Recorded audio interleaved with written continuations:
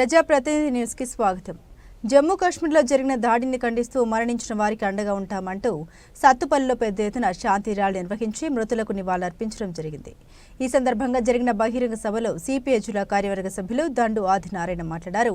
లష్కరే తోయిబా ఉగ్రవాదులు 26 మందిని పొట్టున పెట్టుకుని ఈ దేశానికి సవాల్ విసిరిన నేపథ్యంలో 140 కోట్ల మంది యావత్ భారతీయులు కుల మతాలకు అతీతంగా మీకు అండగా మేమున్నాం, మీ కుటుంబాలకు అంటూ పెద్ద ఎత్తున నినదీస్తూ ఈ పోరాటంలో పాల్గొంటున్న 140 కోట్ల దేశ ప్రజానికానికి భారత కమ్యూనిస్టు పార్టీ విప్లవ జయజయ పలుకుతూ ఉంది అని దేశ ప్రజల ఐక్యతను ప్రదర్శించి పాకిస్తాన్ ముష్కరులకు బుద్ధి చెప్పాలని దండు ఆదినారాయణ విజ్ఞప్తి చేశారు. ఈ దేశ సార్వభౌమత్వాన్ని, ఈ దేశ ఐక్యతను, ప్రజాస్వామ్యాన్ని విచ్ఛిన్నం చేసేందుకు పాకిస్తాన్ చేస్తున్న కుట్రలకు తగిన విధంగా బుద్ధి చెప్పే రోజు వస్తుందని దేశ ప్రజలు అందుకు సిద్ధంగా ఉన్నారని ఆయన అన్నారు.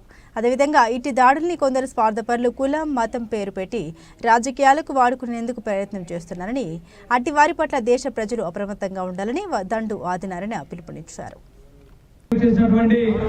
సత్తుపల్లి శాసనసభ్యురాలు శ్రీమతి రాఘమయ్య దయానంద గారికి, ఇక్కడ హాజరైనటువంటి సోదరి సోదరీమణులందరికీ కూడా పేరు పేరున నమస్కారాలు తెలియజేస్తూ, ముందుగా ముత్తవీరులకి జోహార్ జమ్మూ కాశ్మీర్ ముత్తవీరులకు, జోహార్ జమ్మూ కాశ్మీర్ ముత్తవీరులకు, హిందూ ముస్లిం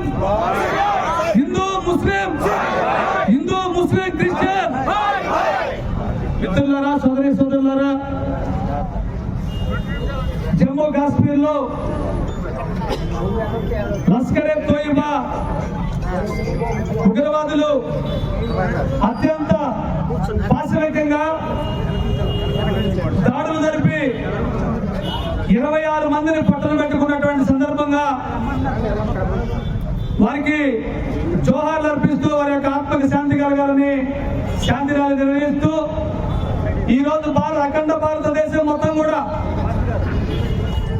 వారికి, వారి కుటుంబాలకి అండగా ఉండి మేమున్నాం, మీకు రక్షణగా అంటూ ముందుకు వచ్చినందుకు ఈ దేశ ప్రజలందరికీ కూడా విప్లవ జయజలు పలుకుతా ఉన్నాం. మిత్రుల ద్వారా చూస్తా ఉన్నాం. మనం ఈ భారతదేశాన్ని విచ్ఛిన్నం చేయడం కోసం, ఈ భారతదేశ సార్వభౌమత్వాన్ని విచ్ఛిన్నం చేయడం కోసం, ఈ భారతదేశ ఐక్యతను విచ్ఛిన్నం చేయడం కోసం, ఈ భారతదేశాన్ని కులాల మతాల పేరుతో విచ్ఛిన్నం చేయడం కోసం కొన్ని శక్తులు ప్రయత్నం చేస్తా ఉన్నాయి.